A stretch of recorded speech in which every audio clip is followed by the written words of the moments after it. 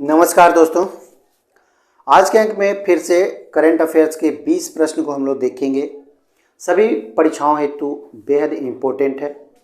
चलिए एक एक करके देखते हैं बिना समय गंवाए। पहला प्रश्न कहता है, किस देश ने घातक मार्बर्ग वायरस बीमारी के प्रकोप की घोषणा की है? मार्बर्ग वायरस ये तंजानिया ने किया है। ठीक है, तंजानिया ने ये घोषणा किया है बीमारी का प्रकोप का। ठीक है, मार्बर्ग वायरस का यहाँ पे प्रकोप हुआ है तंजानिया देश में। तो ये कोरोना से भी भयानक बीमारी था। आगे देखेंगे नंबर दूसरा सवाल, निम्न में कौन सा देश संघाई सहयोग संगठन का संवाद साझेदार बना है? तो ये सऊदी अरब हो जाएगा। ठीक है, सऊदी अरब इसका सही जवाब हो जाएगा। इसमें भारत कब शामिल हुआ है? 2017 में भारत इसमें शामिल हुआ है। भारत कब शामिल हुआ है?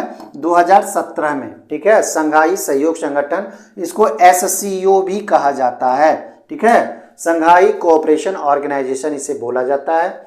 आगे देखेंगे नंबर तीसरा कहता है, विश्व बैंक ने किस राज्य की बाढ़ प्रबंधन परियोजना के लिए $108 मिलियन के ऋण को मंजूरी दी है? क्वेश्चन ध्यान से समझना। बाढ़ प्रबंधन परियोजना के लिए $108 मिलियन के ऋण को मंजूरी दिया गया। ये आसाम राज्य हो जाएगा।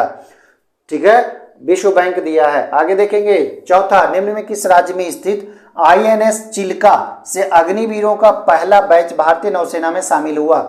तो चिल्का जैसे ही आप समझिए तो ये कहाँ हो जाएगा? उड़ीसा, क्योंकि चिल्का झील जो है वो उड़ीसा में है और INS चिल्का भी कहाँ है? उड़ीसा में है।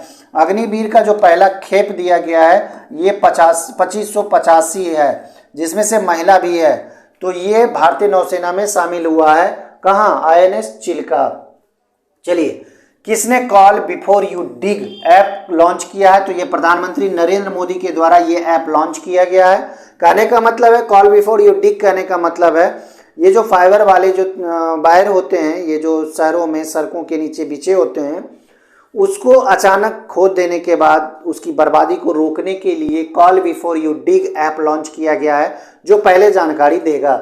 चलिए आगे देखेंगे छठा, इसरो ने हाल ही में कितने उपग्रहों के साथ भारत के सबसे बड़े LMB-3 रॉकेट का प्रक्षेपण किया है? LMB-3 रॉकेट का प्रक्षेपण किया है कितने उपग्रहों के साथ? तो ये 36 उपग्रह थे जिसे ये LMB रॉकेट ले गया है। ठीक है, चलिए आगे देखेंगे क्यूएस वर्ल्ड यूनिवर्सिटी रैंकिंग में इंजीनियरिंग एंड टेक्नोलॉजी में भारत का कौन सा IIT शीर्ष पर रहा है? तो 2 IIT, एक IIT बॉम्बे है और एक बेंगलुरु है जिसे इसमें शामिल किया गया है। इसमें IIT दिल्ली को भी शामिल किया गया है। और टोटल अगर रैंकिंग में विश्वविद्यालयों की संख्या की अगर बात करें तो बिहार से कितना 41 यूनिवर्सिटी को इसमें शामिल किया गया है क्यूएस वर्ल्ड रैंकिंग में। ठीक है, क्यूएस वर्ल्ड रैंकिंग में, जिसमें से IIT बॉम्बे जो है वो प्रथम स्थान पर है IIT में।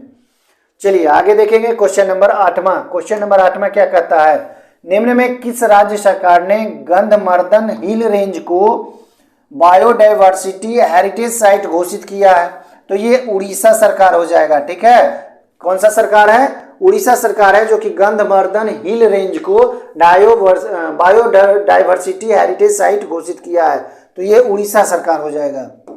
चलिए 9वां नंबर, खबरों में रहा सिन्याह द्वीप। सिन्याह द्वीप किस देश में स्थित है? तो UAE में यह स्थित है सिन्याह द्वीप। याद रखना है, सिन्याह द्वीप UAE। किस देश ने राष्ट्रीय जीनोम रणनीति शुरू की है? संयुक्त अरब अमीरात। इसका सही जवाब हो जाएगा संयुक्त अरब अमीरात। राष्ट्रीय जीनोम रणनीति संयुक्त अरब अमीरात के द्वारा शुरू की गई है।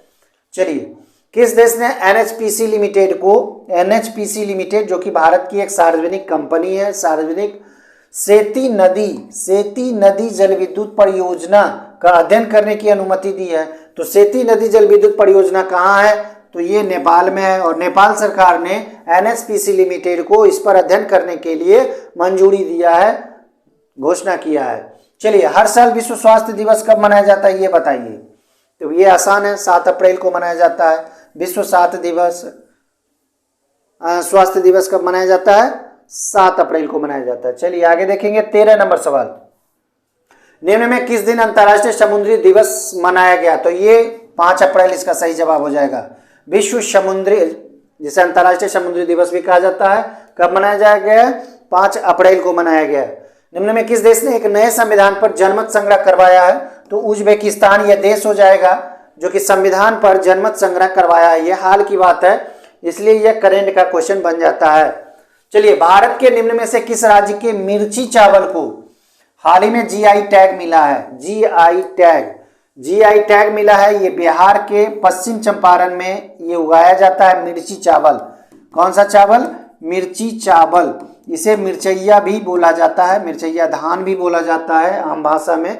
तो मिर्ची चावल जो कि बिहार के कहाँ है? पश्चिमी चंपारण में स्थित है। पश्चिमी चंपारण में ये स्थित है। ठीक है, इसको याद रखना है। ये बिहार के परीक्षा के लिहाज से बेहद इंपॉर्टेंट है। ये मिर्ची चावल पश्चिमी चंपारण यानी कि बिहार में है मिर्ची चावल, जिसे जीआई टैग दिया गया है। सर्वाधिक जीआई टैग अगर पूछ लिया जाए कभी कोई क्वेश्चन में, सर्वाधिक जीआई टैग किस राज्य में दिए गए हैं? सर्वाधिक जीआई टैग किस राज्य में दिए गए हैं? तो ये केरल हो जाएगा। कहाँ हो जाएगा? केरल। इसे भी आपको याद रखने हैं। चलिए 16 नंबर सवाल देखेंगे। निम्न में कौन सा देश मानव वन्य जीव संघर्ष और सह अस्तित्व पर अंतर्राष्ट्रीय सम्मेलन का मेजबान है? तो ये ब्रिटेन हो जाएगा, यूके, यूनाइटेड किंगडम इसका सही जवाब हो जाएगा। ठीक है, मानव वन्य जीव संघर्ष और सह अस्तित्व पर अंतर्राष्ट्रीय सम्मेलन का मेजबानी किया है, जिसमें 70 देशों ने इसमें भाग लिया है। चलिए क्वेश्चन देखेंगे 17। विश्व स्वास्थ्य संगठन वर्ल्ड हेल्थ ऑर्गेनाइजेशन WHO ने अजरबैजान और कौन सा देश है? एक तजाकिस्तान है। ठीक है, मलेरिया मुक्त प्रमाणित किया है। इसे मलेरिया मुक्त प्रमाणित कर दिया है कि यहाँ मलेरिया मुक्त हो गया यह देश। उत्तरी यूरोपीय देश खाली जगह अमेरिकी प्रभाव वाले ग्रुप नाटो यानी कि NATO, नाटो को बोला जाता है नॉर्थ अटलांटिक ट्रीटी ऑर्गेनाइजेशन। याद रखना इस चीज को, नॉर्थ अटलांटिक ट्रीटी ऑर्गेनाइजेशन। कभी कभी फुल फॉर्म भी पूछ दिए जाते हैं। 31वां सदस्य देश बन गया है। तो ये कौन सा है? ये फिनलैंड हो जाएगा। फिनलैंड जो है ये नाटो का 31वां सदस्य देश बना है, यूरोपीय देश का। ठीक है, यूरोपीय प्रभाव है, अमेरिकी प्रभाव है, यूरोपीय देश है, फिनलैंड है जो कि नाटो का 31वां सदस्य बना है। तो बेहद इंपॉर्टेंट है, इसलिए इसे जरूर याद रखें। 19वां देखें। इनमें से कौन सा देश अमेरिका से हेली फायर मिसाइल और एक MK54 टॉर्पीडो खरीदेगा? तो भारत है जो कि हाल ही में ये डील किया है अमेरिका से। हेल फायर मिसाइल MK54 ये टॉर्पीडो है जिसे भारत खरीदेगा। और आज का अंतिम सवाल देखेंगे 20 नंबर। किस शहर ने अपनी सड़कों पर स्कूटर चलाने पर प्रतिबंध लगाया है? ये 4 ऑप्शन है, इस्लामाबाद, हैदराबाद, न्यूयॉर्क और पेरिस। इसका सही जवाब पेरिस हो जाएगा। पेरिस जो है, पेरिस शहर में स्कूटर पर प्रतिबंध लगा दिया गया है। अब वहाँ की सड़कों पर स्कूटर नहीं चलेंगे। तो ये पेरिस सरकार की घोषणा है, यानी कि फ्रांस सरकार की घोषणा है। तो दोस्तों आज का वीडियो कैसा लगा लाइक और कमेंट करके जरूर बताएं। दोस्तों को शेयर करना ना भूलें। जय हिंद।